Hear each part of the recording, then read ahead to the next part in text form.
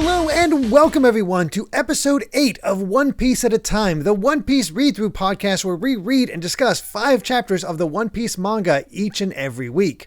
I'm your host, Derek Bittner, and I'm joined by my wonderful co-host and freelance letterer at Shonen Jump, Brandon Bovia. How you doing, Brandon? Hey, how's it going, everybody? Ready to wrap this up? Yeah, it's we got another almost wrapped up. It's almost just about done. It's crazy.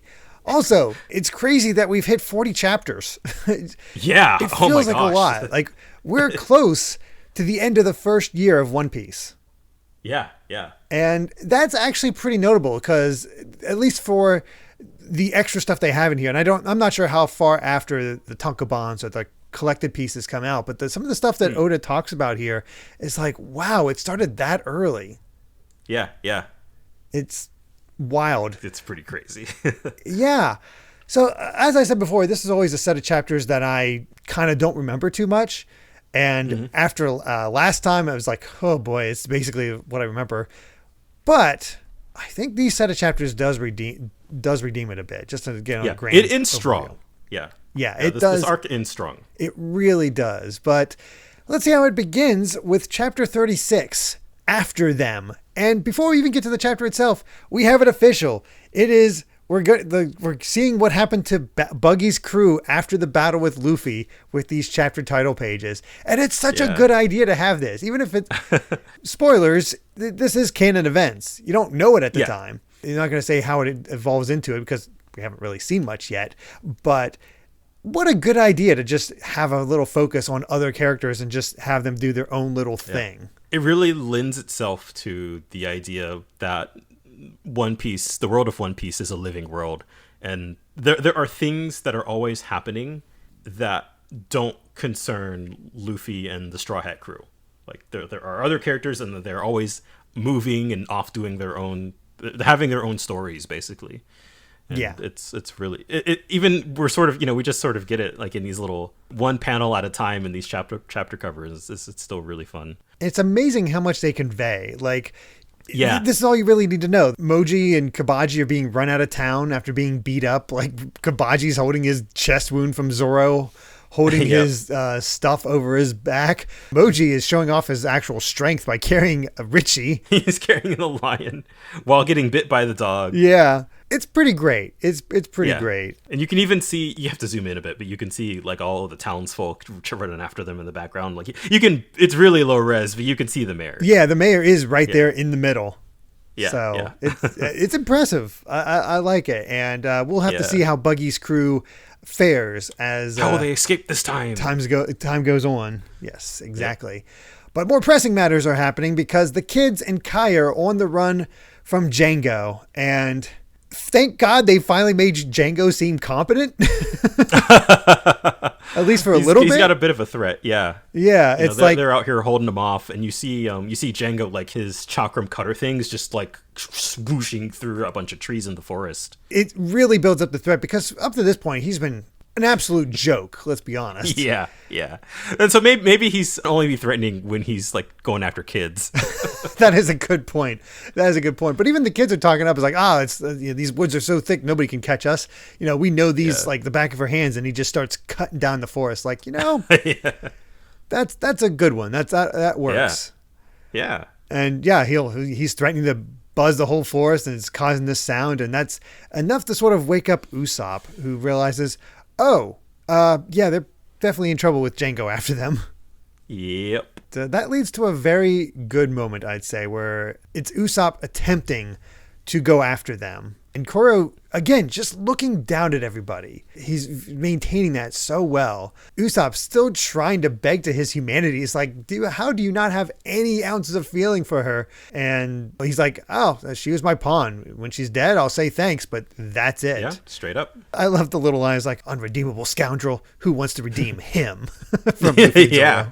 They're just so upset. But Usopp does get up the will to move and tries to get past Kuro, but he sends Butchie after him. Yeah. And oh my gosh, this bit with Zoro here. Oh my god. Like, it's so cool, this takedown. Just reaching around his neck with the blunt side, drawing him down to the ground and keeping the sword to his throat. it's the best. It's so freaking cool. That is wow. There is some great moments here. Yeah. But unfortunately, despite the awesome move, Usopp is just too wiped out, and he ends up on the ground. Butt up is just, he can't move. And, like, Kuro actually starts laughing at him. Yeah, it's like, what the heck? It's just so desperate, but he can't move. Which, hey, after the hits he's been taking, I get it. Yeah. He's kind of down for the count. It's enough for him, like, saying, like, he's like, I gotta protect those kids. Is enough to, like, even kind of throw off Kuro and definitely get the resolve from Luffy. But unfortunately act as a distraction for Zoro. But before that, though, I do want to mention, well, actually, I'll wait to the actual line where it's mentioned, because it did make me laugh in relation to something else. Oh, yeah. But yeah, either way, this is enough to distract Zoro that he's tossed aside by Butchie into the wall. Yeah, straight into the wall. And this is when Usopp starts recounting, like, they're my crew. I'm a brave warrior of the sea. You won't lay a hand on the villagers. And all the other pirates starts like, look at him shouting with his butt in the air, laughing. It is a funny piece of imagery. It really is. And what makes it really funny personally is this is how my son sleeps right now. Oh, really? Yeah. I'm seeing this. I'm like, it's almost exactly the same. I think he has his arms under his head or near his head. Maybe there's something to this. Yeah, exactly. I mean, the fact that it even says baby's crying, I'm like, oh, yeah. Yeah. A little bit relatable. Huge fan of this next little bit where, like, they're all laughing at Usopp and a rock comes crashing down and Luffy threw it at him and is like, laugh at him again and I will kill you. And I don't know how many times Luffy threatens to kill somebody. I mean, I feel like he doesn't kill people in general. I don't know how. I couldn't think of it. Like how serious this threat is, but I guess it's, I don't know. I really like that there's sort of Luffy and Zoro and everybody have, like, they've acknowledged Usopp at this point. Oh, yeah. And so that moment really kind of struck something with me. Yeah, it's just like he is trying so hard. They see him working towards what he cares about, and they're like, yeah, we're down. We want to help him. And God, that look in Luffy's eye. He's just like, it's scary. I have to keep an eye out, see if he threatens to kill anybody again. But I think this might just be a case of, like, early manga syndrome, where I haven't fully figured out. Like the characterization might not be quite down yet. But I mean, we had that discussion a couple episodes ago where it was like in one of the SBS segments where Oda was basically like, we don't really feel the need to kill a whole lot of people in the story. If, like, it's more about crushing the dreams. Yeah, exactly. And that's the true loss. And we're back to Zoro versus Butchie, and Zoro's just done. He cuts through Butchie I was going to say again. the same thing. He's just done. He just slices him. Yep. Getting a great... I mean, all of Zoro's, like, full-page finishers. Yeah. They're rad. And just that sound effect, slish. And then, so much, like, with the other sound effects, like, fss, like, just how fast he is. That's great stuff. Yeah, it's so good. And I didn't even think about this. Like, oh, what's the stop? Because I remember not taking too long for Zoro to take down Butchie when I first encountered this. But I couldn't remember why he didn't help Luffy. And it makes perfect sense here. It's like, I know you got this. I'm going to help Usopp go after the hypnotist. Yeah. That's such a clever way of getting him out of the fight without injuring him, It makes total sense. Yeah, it works.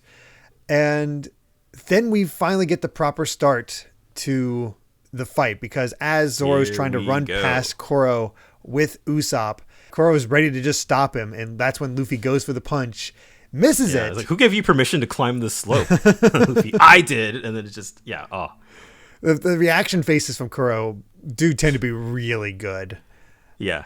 He goes to the second punch, and then we get the pussyfoot maneuver, which now we're starting to see how it's actually viable, because getting in front of Butchie and, God, what's the other guy's name? I'm forgetting now, but... Oh, God, yeah. Weird dude. Yeah, it's gone. I've already forgotten. Yeah, I've completely forgotten him. It is what it is. Whatever.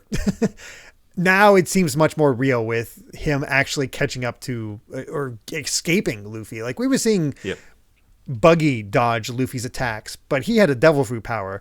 There's no such thing like this for Kuro, and he's still dodging Luffy's punches. I love that on page 16 where like Luffy is just like barely getting out of the way, and you just sort of like have half of the page dedicated. Like you can see how close it. Oh yeah, how close it is. Spreading his legs, you can see the way his arms are moving. Like that's a good action panel. Just how he got away, and I love the reveal. Like you think he's like in trouble, like might be looking worried. Instead, he has this big grin on his face.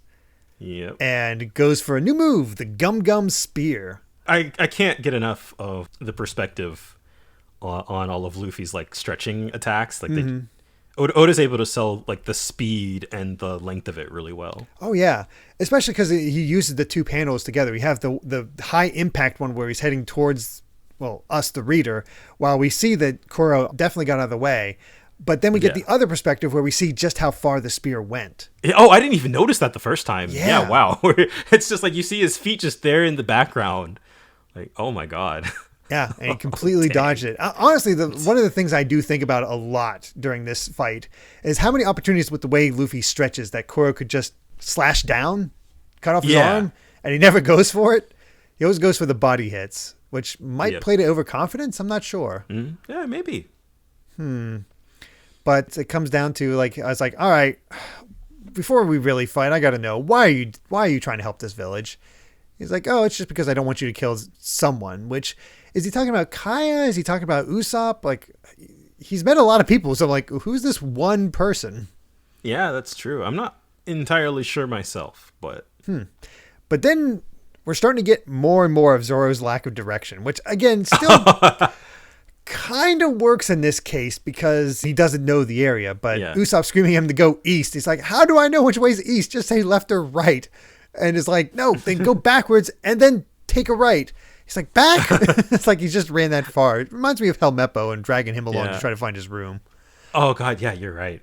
It is interesting how they cut to that and then back to, it's just like a one-off panel. Yeah, just to sort of give an update of like they are making progress, and it's, they're not going to get there right away because Zoro doesn't know exactly where he's going. It's like, I love these interactions between Kuro and Luffy, though. It's like, it's such a simple reason, but it's enough to die for. And Luffy's like, yeah, it's good enough for me, but I'm not going to get killed. And just the clashing ideologies is really good. I think that's the hallmark of this one compared to what we've had before, where it's the ideology. Before it was like a clash of dreams. This is like where Luffy's outlook as a pirate himself. Like, we know it's all about adventure, but what does he mean as a pirate? Yeah, there was definitely a little bit of that with Buggy, where they were all talking about what treasure means to them and stuff.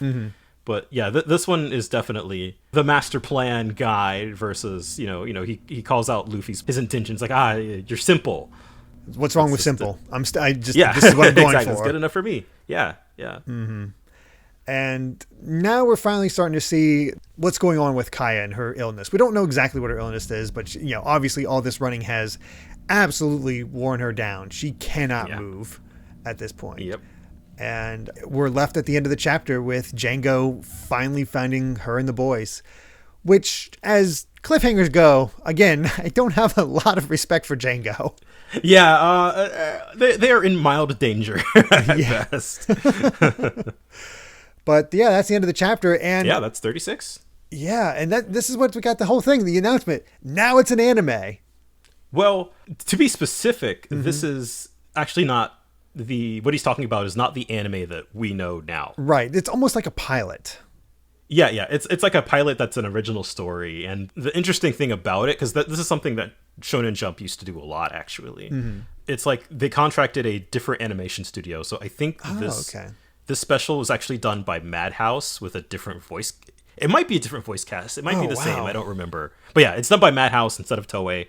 It's like it feels almost like a cool historical, like this is what maybe could have been. This is what their take on One Piece would have been like. It's familiar but also different at the same time. So it's if you have a way to track it down, it's worth watching for that alone, for being like this is not what we got. I've never watched it, but it's I'm looking at clips of the anime right now and just seeing the animation style. It's interesting how washed out the colors seem, but also very expressive. Yeah. Might be worth tracking down to try to just see, because I don't know. You get these three, so it's like makes me curious. Like, when exactly did this get adapted? Because it's only these three, so I guess it was within the first 30 chapters or so. Huh. Yeah. Very interesting here. And I'm fascinated to see if it was actually still the same voice cast that went on to it. I genuinely don't remember. But But he's just talking about like how cool of an idea it was. Like, you know, it has to mean a lot as a manga creator to see your work get turned into an anime. See it in motion. And, you know, Oda talks about just like you have a lot of people who with expertise in a lot of different fields all coming together to make something, and like they're trying to make like they're trying to adapt your work to be the best that it can. It's just really cool. It really is, and funny to see where we're at now from that beginning. Yeah. Now the proper One Piece anime is a juggernaut with over 1,000 episodes. Yep, that's insane. But let's go ahead and move on to Chapter 37, Captain Kuro of the Thousand Plans.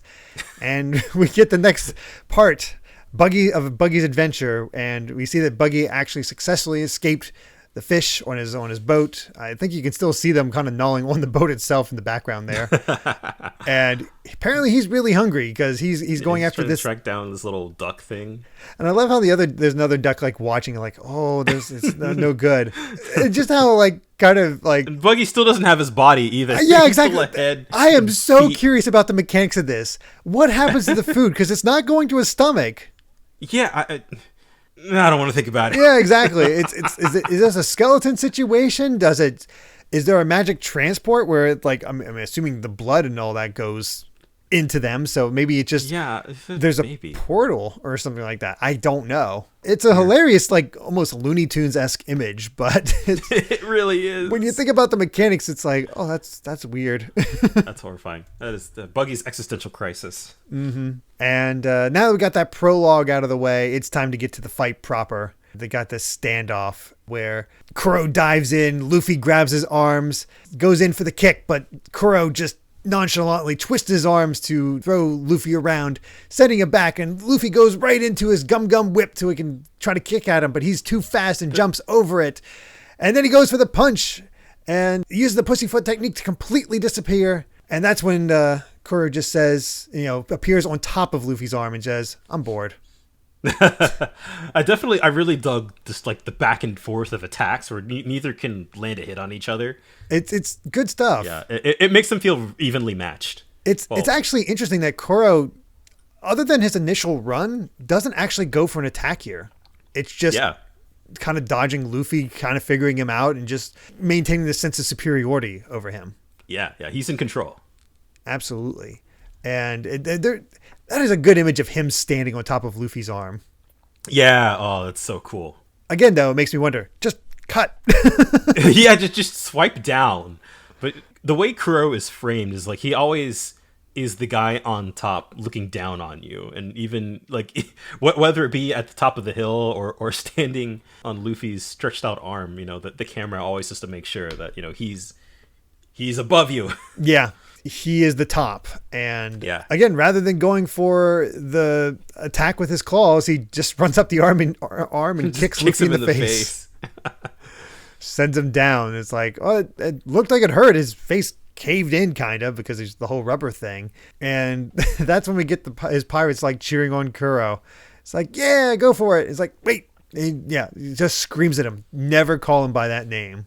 And time for a little bit of backstory because his plan it's the flashback is to just completely get away with the name Captain Kuro. And he just going into his whole reason for doing this, because coming up with plan after plan for fools that only just wanted plunder. And all it did for him was getting hunted by the Navy, spies, bounty hunters, and he just wants peace. It's a really elaborate retirement plan, basically. Yeah, really. He's like, all right, I'm retiring, and this is just what I've come up with. We get to see Kuro as a pirate, and even Django as a lieutenant, which I guess means first mate in this case. Yeah. And he just all of a sudden says, all right, I'm leaving the ship. It's like, all right, well, it's like, wait, it's your ship. You're the captain. It's like, nah, you take the title. I'm done with Bye. it. Yeah. And you kind of get the sense of why he's so tired of it, because I can kind of see it. It's like the third time he's been. Yeah, it's the third time this week, he says. They're firing on him. He's like, you see, this is the life. This is my life. This sucks. Yep. he decides like, all right, I need to die. And, we're going to just do it this way. The whole world has to know that I died. It's a very public death. Exactly. And rather than this is so cool. This sells Kuro. Yeah. In a way that you just like better than anything else we've seen up to this point, I feel. Yeah.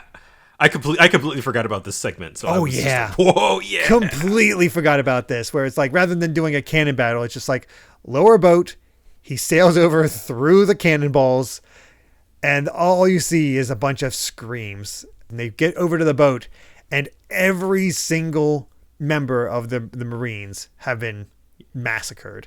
Yeah, and that panel of him just like sitting on the side of the boat in front of the moon with just like just a complete array of Marine corpses. Oh yeah, it's dark, and it's you notice it's the same moon when he attacked Mary.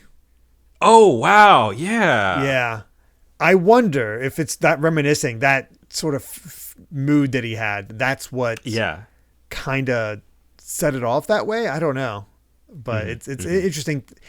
It still doesn't excuse the butchering of his own plans, but yeah. I guess the bloodlust got the better of him, maybe. Yeah, I guess so. And then another moment I completely forgot about. Again, like early indication of just how this world all connects together. The only Marine left standing is Morgan, and this is how his jaw got broken. Yeah. I didn't even think about that, but I was like, that character looks familiar. And I was like, oh yeah, they never say his face. They never say his name, but that is Captain Morgan. Yeah, for sure. Like that, I totally see it now. All of a sudden, it completely explains his character, and I thought about this, and I tried looking. I'm gonna keep doing it because I didn't think about it until after I finished the chapters. Mm-hmm. He's Axe Hand Morgan. Did he lose a hand to Kuro? He might have, and I can't remember. It's his right hand that's the axe, right? I'm pretty sure, but we don't quite see it. Yeah, we don't see his right hand in these panels, but yeah. So I wonder if that's a deliberate choice. I'm guessing so, just based on the plotting. Like to bring back Morgan and explain how he ended up the way he did is brilliant stuff. Yeah, Django hypnotizes him into thinking that he's the one who captured Kuro. Yep, that explains his delusions as to why he thinks he's so great. Exactly. He's a hero. Yeah. Oh my God. Oh, that's so cool. He hypnotizes one of his own men to be Captain Kuro to get executed. He hypnotizes freaking Morgan to take the credit. And, it's just like, holy crap. Morgan's whole character makes so much sense now. I've watched or read this arc like at least like 3 times, and I never noticed that. And now I'm just like, mind blown. Yeah, it's cool. It explains so much. I love that. I love when they can. Yeah. It's one of my favorite parts of One Piece, and it's definitely something that new readers should keep an eye out for, because this is only a taste. There's going to be a lot of that, or stuff that you think what you like, just simple stuff that you take on face value, and all of a sudden gets recontextualized to mean something greater. And this is just a small example. Yeah. This manga does this constantly. That's awesome. Also, like, this is where Django's at his best. Like, as a threat, nothing great, but as an accessory, very, very effective. Yeah. I mean, basically, when you think about it, like the whole plan hinged on Django's powers. So maybe he's the secret MVP, but also still kind of sucks. Yeah, I guess so. That tracks for Kuro's crew. Yeah, kind of great, but also kind of sucky. Have some flaws. As the flashback ends, I have to call, as we've been calling him out over the course of the story arc, but the flashback ends, and basically he goes, "Can you understand this now? There's no room in error for my 3-year plan. My plans never go off course," and that is just it did this time. Just complete, and it's your fault. Yep, it's completely his own fault. But we do get this great bit from Luffy where he finally goes in for the kill with his sword hands, and Luffy picks up a rock. They get embedded, and he breaks off the swords. He just straight up just takes a rock right out of the ground. Yeah. It then works. Smacks him with it. Yeah. It's so good. And just this complete refutation of what Kuro says, like, I'm training to be a pirate, and if you don't want a reputation, you shouldn't be a pirate. And if you want to compare plans, mine's much bigger. And it just ends on that. It's like, ooh, that's good. Ooh, that's good stuff.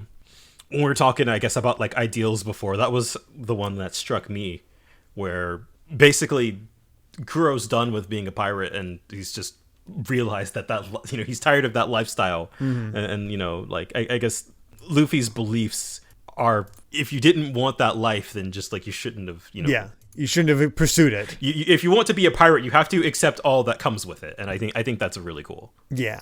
Interestingly, at least up to this point, no SBS this section. It's all about this special where we get to see his design for Gonzak, which apparently is a crab pirate.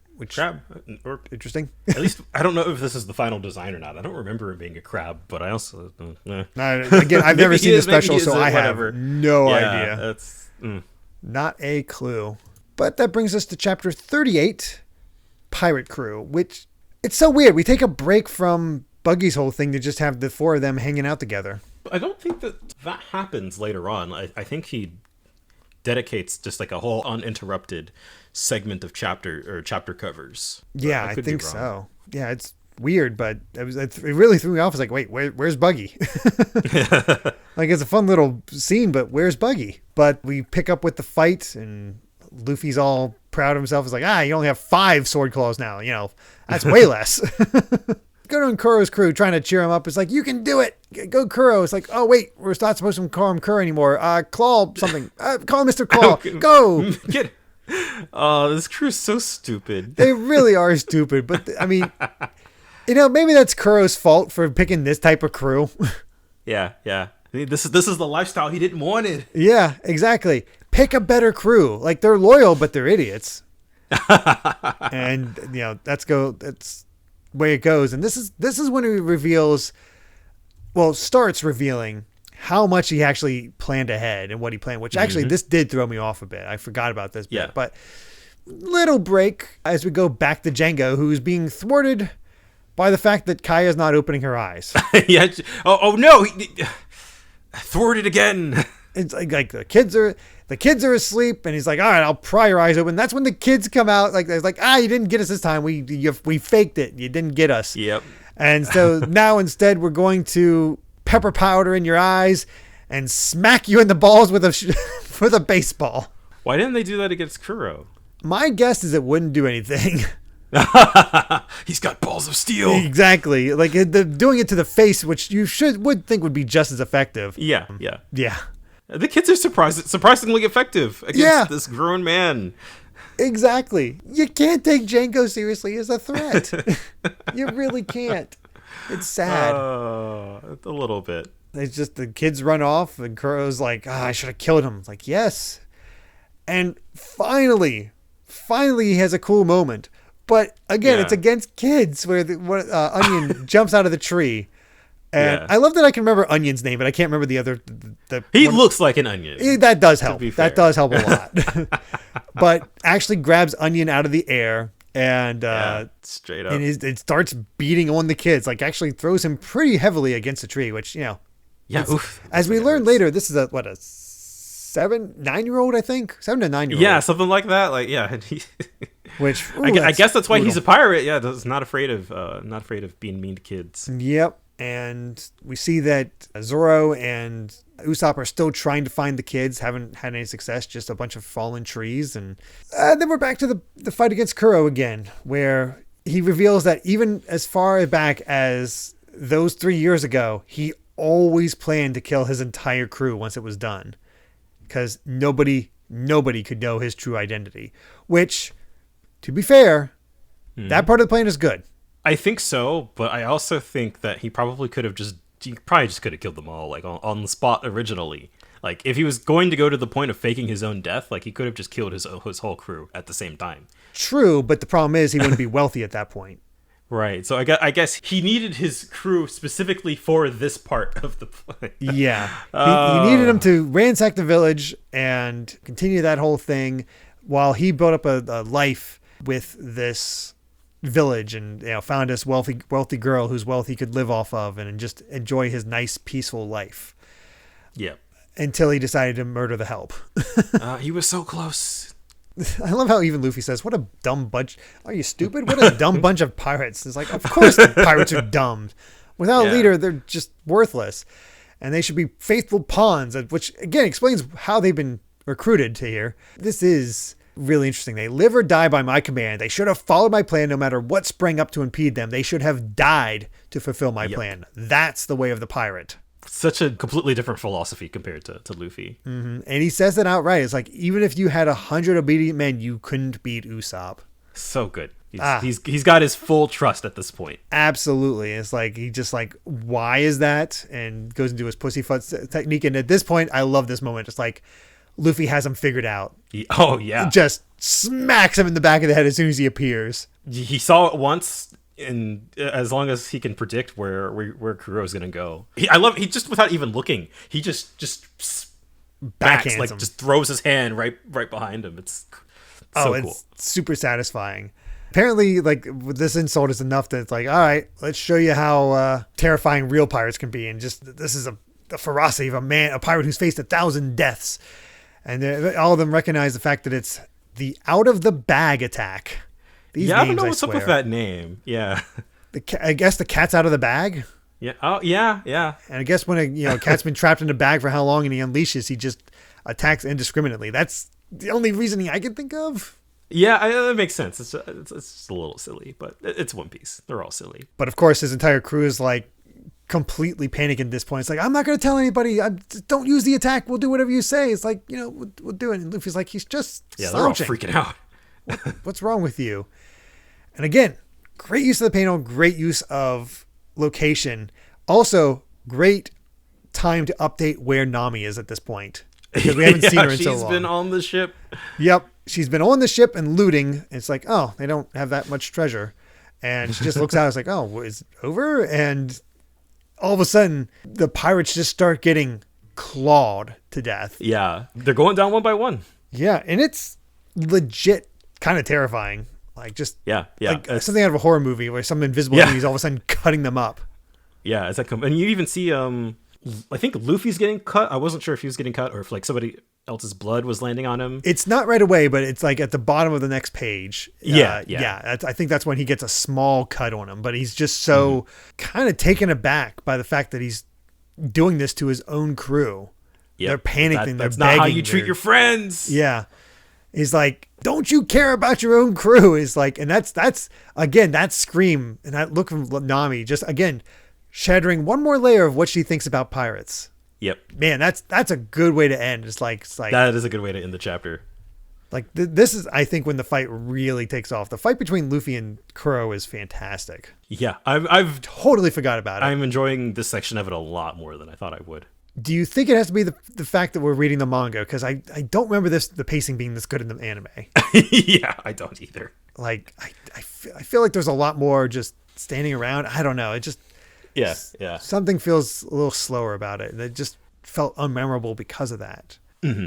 Either way, we're off to chapter 29, For Whom the Bell Tolls, as we get more of we're finally back to Buggy's crew, where he meets a giant bird who is protecting the two little birds and having got his little fork and knife. Yeah, Buggy's running away, and it has an even bigger fork and knife. Fork and knife. Yeah. Now Buggy is the food. A thought. I forgot to look this up.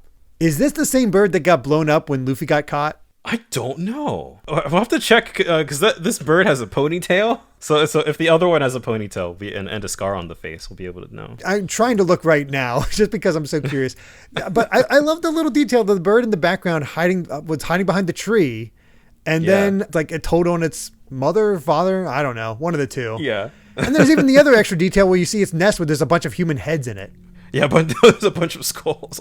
So he's feeding humans. Yeah, this bird has eaten humans before. Obviously, he's ready. He's got his giant fork and knife. This island is terrifying. Yeah, again, so Looney Tunes. I love it. It's just utterly ridiculous. Here we go. Oh, I'm looking. It looks like a different bird. It does not have a ponytail. Okay. That's a shame. I was like looking all over for it, but yeah, it's just a sort of you don't see the whole thing, but it's just sort of a white feather.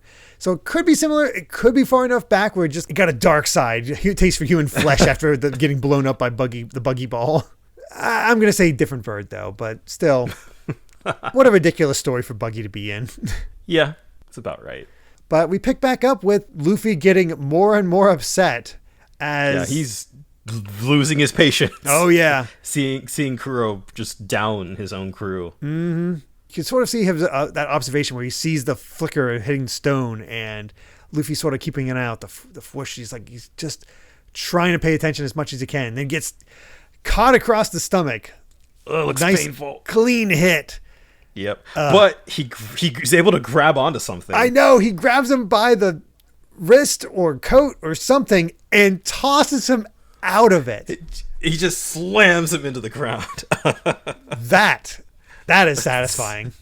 It's so satisfying. And he's like, why won't you just die? But the men, bleeding out like this is all and dying quickly is all your fault. And I'm like, dude, this is not a quick death. I love the little declaration. It's like, I'm never going to become a pirate like you. Yeah, that's just so succinctly showing the difference between them, the different ways they conduct themselves as pirates. Yeah, and then Luffy, he tries to go back into that out of the bag attack, and Luffy just latches on. It's like, yeah, you're not going to do that anymore.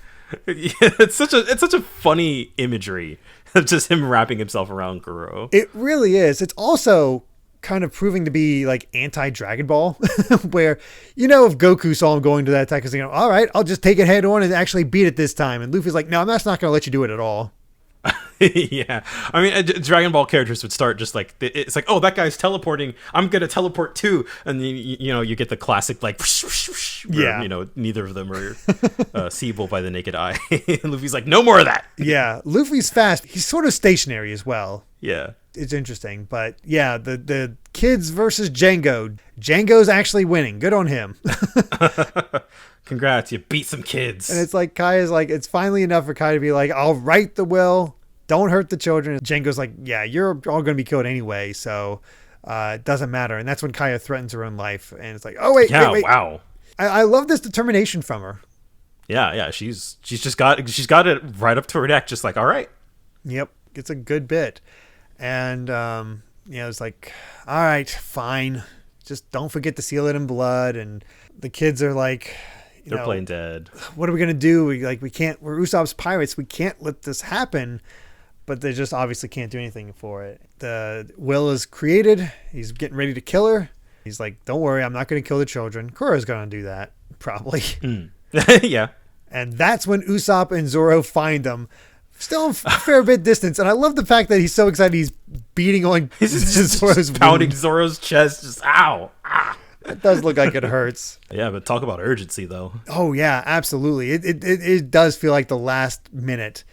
And yep. I love how Zoro just drops Usopp. It's such a small panel, but he just drops him mid-sentence of saying, put me down. With pleasure. Yeah. It's like, okay, if you say so. And he realizes, like, oh, geez, he's too far away. And he's like, oh, boy, he's coming after me. I better finish this. And that's when the kids come and just shove a shovel right up his butt.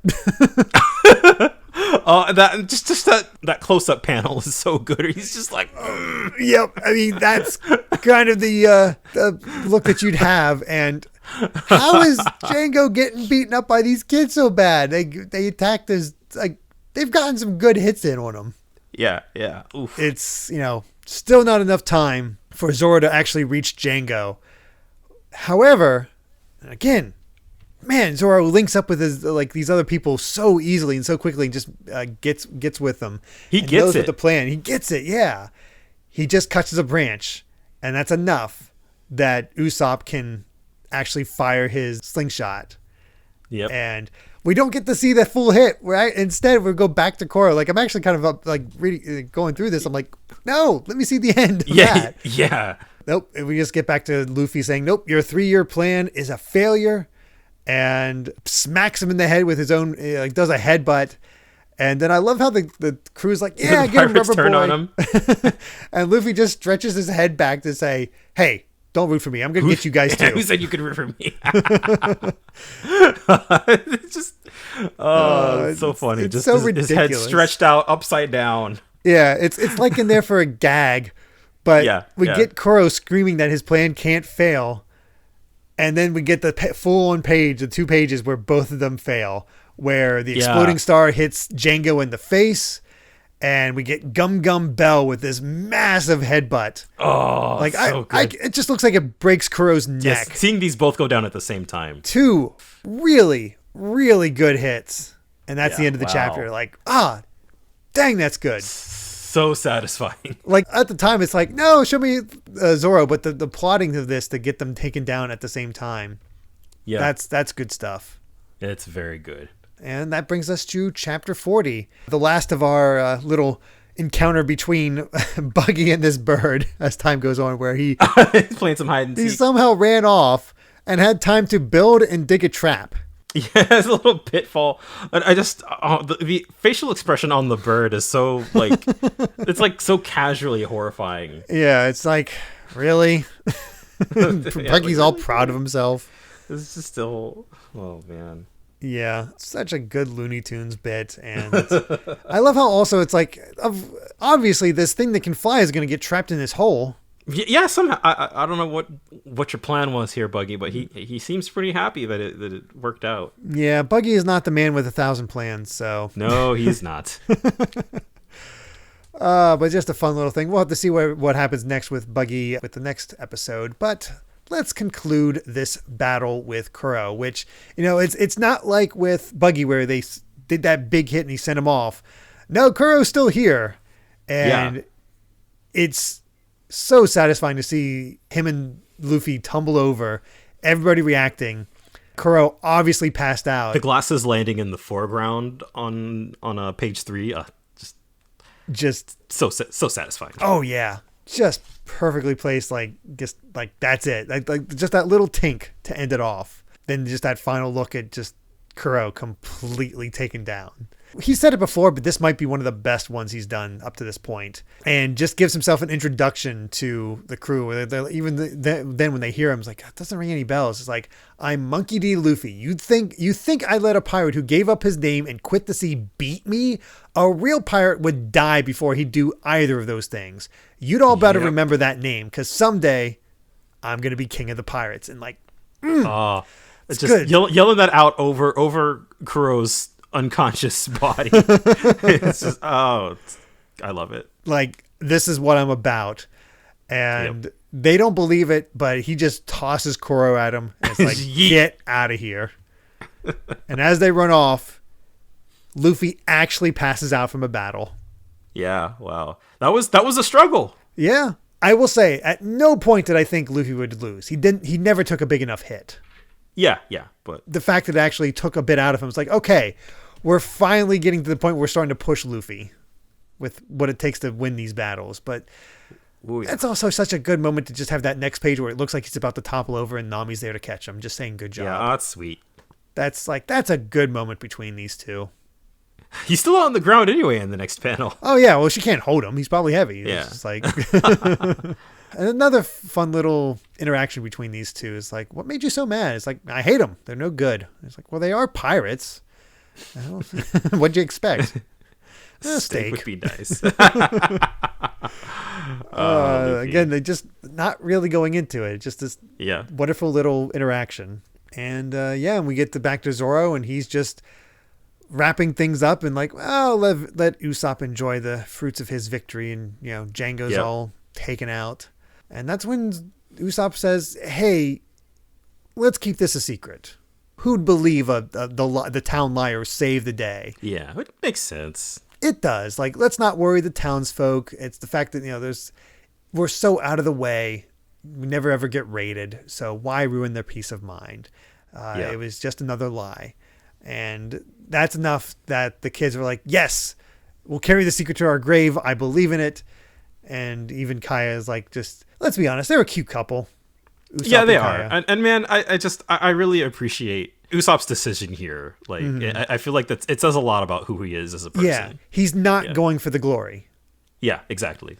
Like, so many other people's like, I saved the day, and talk about this brave man, and like the way Mary reacted. Yeah. And instead, we get something almost a little better. It's like seeing how much the town actually appreciated Usopp. where Yeah. him going around at 7 o'clock screaming his stuff is like, that's how he woke up one guy and he overslept because of that. Another guy can't get motivated. Another guy's not ready to go work because, he hasn't raised a ruckus. Like, little girl's like, where is he? And That's wholesome. another guy's like, oh geez, was I too hard on him? Do we miss this little boy who cried wolf? Yeah, it's like we actually enjoy him, and it's like, it's part of the routine. yeah, it just goes to show how much that village was all about the peace. You see his point kind of made there, and how much they appreciate him. It's a nice little bit of character moment for the village that you didn't get for the villagers from the Buggy arc. Yeah, for sure. I feel like they're so much more like intrinsically tied to what the story was about and how it was about protecting this place that Usopp and Kaya and everyone like held. And I don't know. It's really satisfying, I guess, sort of like going from Usopp being this village menace character to like, all of the villagers actually kind of miss his antics once he's now that he's stopped. Yeah, like, it recontextualizes that Yeah. stuff early on. Yeah, it's a good like little emotional arc. This arc for Usopp, from first meeting him to getting this, where you're like, I don't know about this guy, and then you sort of recognize him like Luffy and the others. Yeah, it puts a smile on my face. It does. It does. It's just nice. And we get I like even the little moments with the kids, like, you're filthy, go wash. It's like, where's the frying pan? Right, yeah. It's like, it's raw eggs are better, obviously. And then the fact that he broke, and this was Phil from you broke your glasses again. That's great. The whole village, nobody knows. They just have to. They got to make up their excuses. Mm-hmm. And it goes back to the cliffside. It's like, and thanks them. And I again, like, hey, what are you talking about? It was all you. You made me. And Luffy's like, me too. And it's like, Nami's like, who cares? I got treasure. I think it's really important in this little story arc that, like, yeah, Luffy is the one who took out the big bad.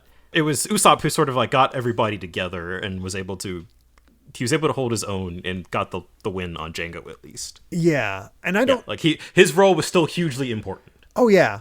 And I don't know if Luffy's crew would have cared as much, Yeah.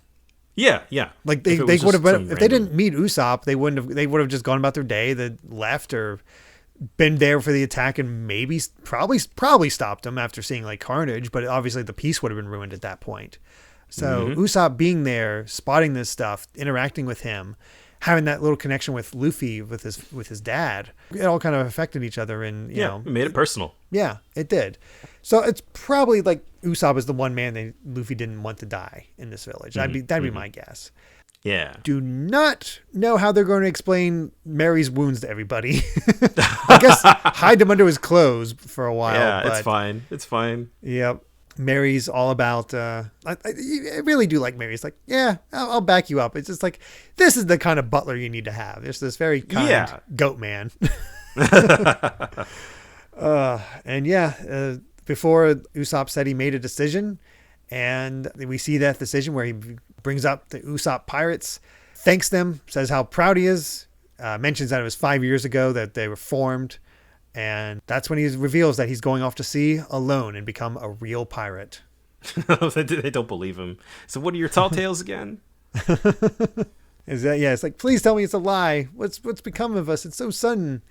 And he's like, I'm not going to say goodbye to the villagers. Just give them my best. And the boys are begging to stay. And that's when it's revealed how they all first met, where we get to see a younger Usopp with these boys, and that's when revealed they're like 4, so they're like 9 now. Yeah, they're it's like, that's adorable. Yeah, seeing these little sequences of him just like he's like the leader of these little kids. It's adorable. Mm-hmm. They're famous. It's like we got that modern thing is we want to hear the stories. It's like, you heard me. Is like, those were good times. And like, it's a dog. It's Cerberus. Go after him. It's a gecko. Get the dragon. Yeah, showing off how he was always good with his slingshot and stealing fruit and all that stuff. It's cute little moments, and even get the little, like, what these kids want. They want to run a cavern. They want to be a carpenter. They want to write novels, and it does get you a little choked up when you get into it. It's like he starts crying. It's like, keep those dreams alive. That's what One Piece is about. It's just about going after your dreams. Is this our first moment of the One Piece ugly cry? I think it is. To my recollection, at least, and they're all ugly crying. Oh yeah, they're all ugly crying. Like the only one I can think of is maybe Kobe, but I don't think it was even this pronounced. But yeah, and the final spread for it is really, really good, where it's the kids on one side and Usopp on the other, and just like this big long shot in the middle, as he declares that the crew is disbanded. Just letting it all sit there as they all react, and like, that's it, the crew's disbanded, and that's the end of our set of chapters. Yeah, where we'll have to find out what's next for Usopp. He's heading out to sea alone. Yeah. I doubt that. Let's be honest. If you're reading this off the Shonen Jump app or seeing covers or something like that, you know what's coming next. I wonder what it could be. But other than a bit of an epilogue, this is the end of this arc, and we're getting into the next one. We finished another one. Yeah, another arc. That's like our third one, right? Basically, something like that. I think. Let's see, Romance Dawn, which is basically just all the stuff up to the end of Morgan. And then we got Buggy, and now we have Kuro. So yeah, third arc done. That's 40 chapters into the series. So yeah, it's crazy, and I am pretty excited about what's coming up next. Yeah, this is where One Piece starts getting real good. Yeah, I agree, but there's also there's some weaknesses there that I remember from the anime that I'm very curious if are going to be present in the manga. Now, for sure. I will say that for the Kuro arc, the manga fixed a lot of issues. The pacing helped that a lot. The pacing was actually really, really good for the story arc. It built up Kuro as more of a threat. I don't remember Kuro being much of a threat in the anime, to be honest. Like, he might have been, but I just, like, again, I never got the sense that Luffy was in any danger. He didn't get enough big hits on Luffy to make it feel like a thing. He got a kick to the face and a few deep gouges, but that we've seen. He got that Zoro towards the end, but yeah, it's fine. Yeah, it's just some really, really satisfying hits at the end of the fight. It's good stuff. Felt good. Yeah. So, yeah.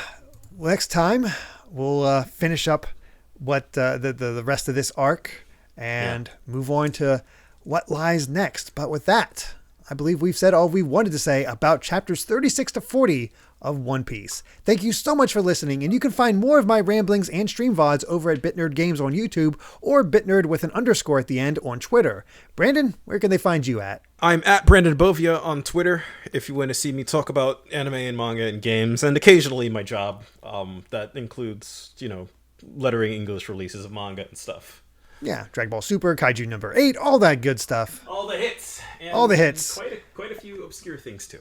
And who knows, maybe you'll end up one day on One Piece. Who knows? Who knows?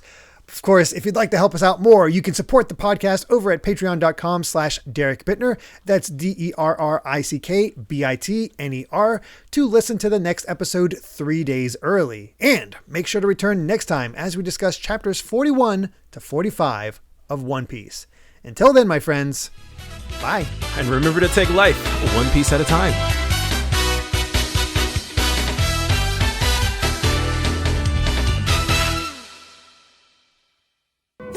Swear to me now that each of you will continue on your paths.